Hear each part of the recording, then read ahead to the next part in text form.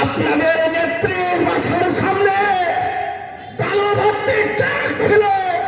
আপনারা এত জোরে জোরে কথা বলে ওই বালু ট্রাক সরানোর মুরত আপনাদের ছিল না। আপনাদের নেত্রীর জন্য আন্দোলন করতে যে আমাদের ভাইরা শহীদ হয়েছে। আমরা এই আন্দোলন প্রতিষ্ঠিত করেছি আগামীতে জামাত ইসলামের মাধ্যমে দুর্নীতিমুক্ত, সুদমুক্ত, রাজনীতিমুক্ত একটি রাষ্ট্র গঠনের জন্য সবাইকে ঐক্যবদ্ধভাবে সামনে আসতে হবে।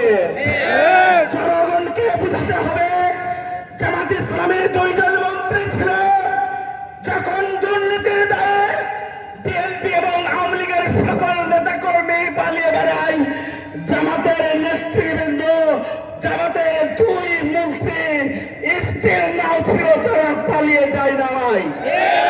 তাদের মন্ত্রণালয়ে 1 টাকাও দুর্নীতি খুঁজে পাই নাই।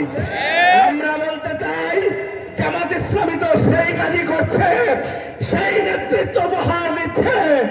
আগামীতে বাবা এবং মোহনপুরে জামাত ইসলামের প্রতিনিধি অধ্যাপক আবুল কালাম আজাদকে যদি আপনারা নির্বাচিত করেন, তাহলে বাবা এবং মোহনপুরে কোন ধরনের দুর্নীতি হবে না ইনশাআল্লাহ।